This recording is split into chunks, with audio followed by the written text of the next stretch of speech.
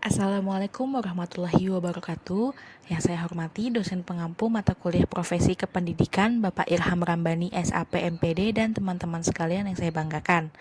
Perkenalkan, kami kelompok 2 akan menyajikan materi mengenai Merdeka Belajar.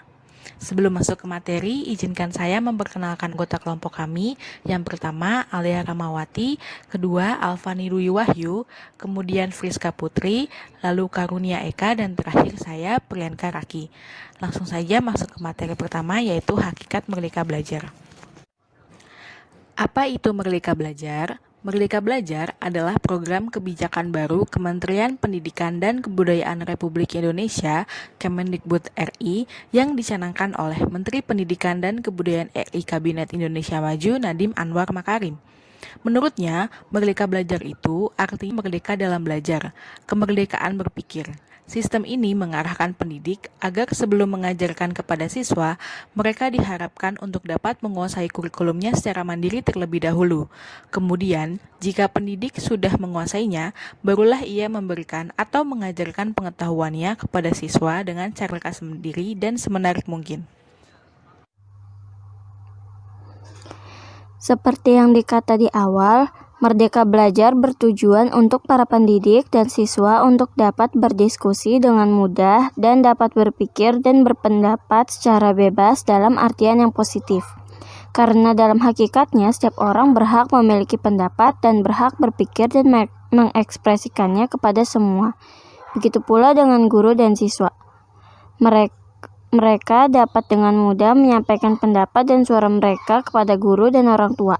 Jika siswa dilarang untuk menyampaikan pendapat dan pikiran mereka di hadapan umum, maka ke depannya mereka akan menjadi karakter yang penakut, pemalu, dan selalu diberitahu untuk melakukan sesuatu.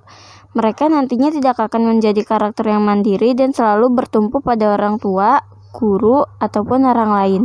Jika mereka dibiarkan untuk memberikan pendapat dan pikiran mereka secara bebas dalam artian yang positif, maka kedepannya mereka akan menjadi mandiri dan berani untuk menyampaikan pendapat mereka di hadapan umum.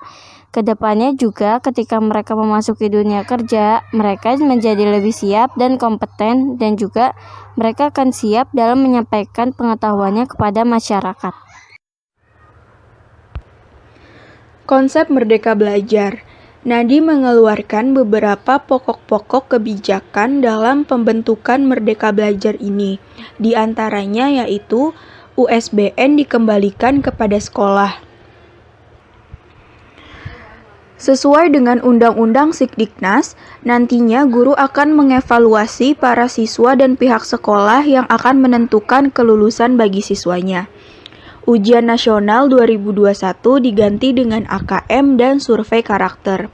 Asensi kompetensi minimum ini dalam pengerjaannya itu adalah untuk menekankan kemampuan siswa dalam literasi dan numeriknya yang didasar pada praktik tes PISA.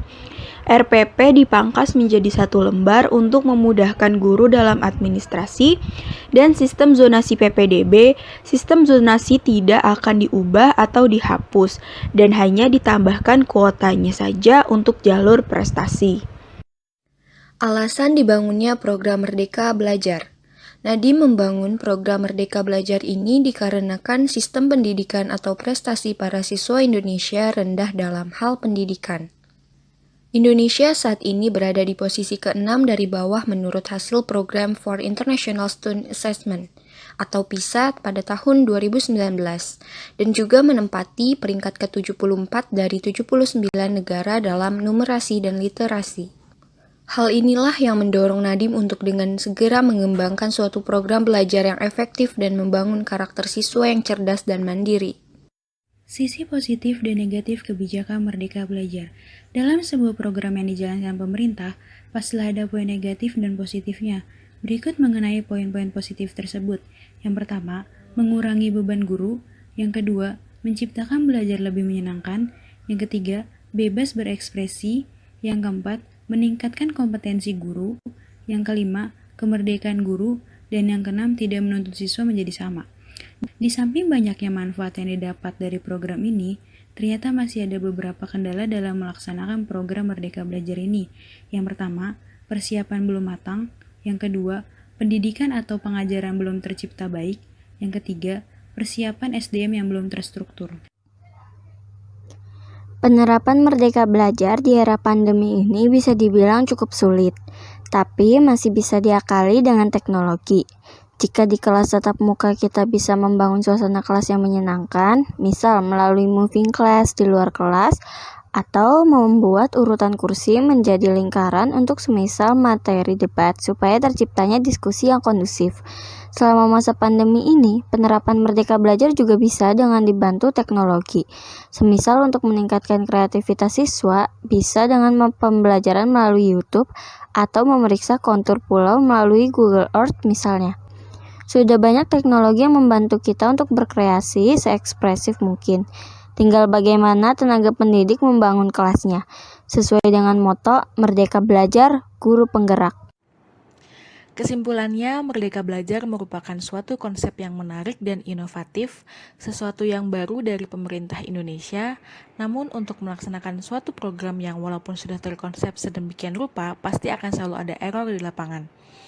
Apalagi di masa pandemi ini, akses teknologi dan internet yang masih belum merata di Indonesia bisa menjadi penyebab terhambatnya pelaksanaan Merdeka Belajar ini. Semoga di masa yang akan datang, penerapan Merdeka Belajar bisa maksimal di setiap jenjang pendidikan. Sekian pemaparan materi Merdeka Belajar dari kelompok 2. Kurang lebihnya mohon maaf. Jika ada saran dan kritik, bisa disampaikan di kolom komentar. Terima kasih. Wassalamualaikum warahmatullahi wabarakatuh.